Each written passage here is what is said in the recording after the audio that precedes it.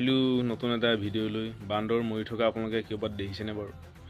হয়, দেখিছে, গাড়ীয়ে মটৰে বা অন্য খুন্দা চোটা লাগি দেখে, কিন্তু তেওঁলোকৰ মৃত্যু দেখা নাই জানো, হয়নে? তাৰ ৰহস্য এটা কাৰণ আছে। ৰহস্যটো শুনিবলৈ মন যায়নে? বিশ্বাস অনুসৰি বান্দৰ সৈন্যই শ্ৰীৰামক এটি বৰ খুজিছিলে। বৰটো খুজিছিলে যে তেওঁলোকৰ মৃত্যু ৰহস্য কোনেও দেখা নাপাব আৰু মৃত্যু কোনেও দেখা নাপাব।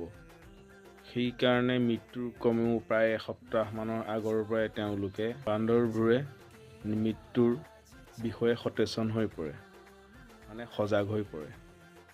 আৰু ইয়াৰ পিছত তেওঁলোকে নিৰাপদ ঠাই বাছি লয় আৰু খাদ্য পানী নোহোৱাকৈ মনে মনে বহি থাকে।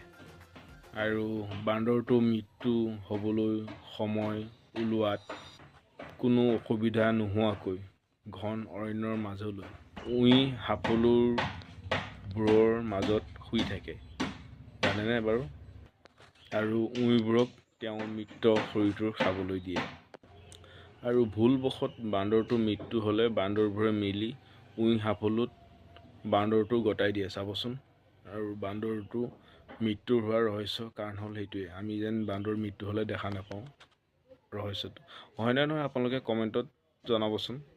আৰু ভাল হ'লে দুই একাষাৰ শ্বেয়াৰো কৰি দিব। ধন্যবাদ। জয় অসম, জীয়াই থাকক, নিৰামিষ খাব।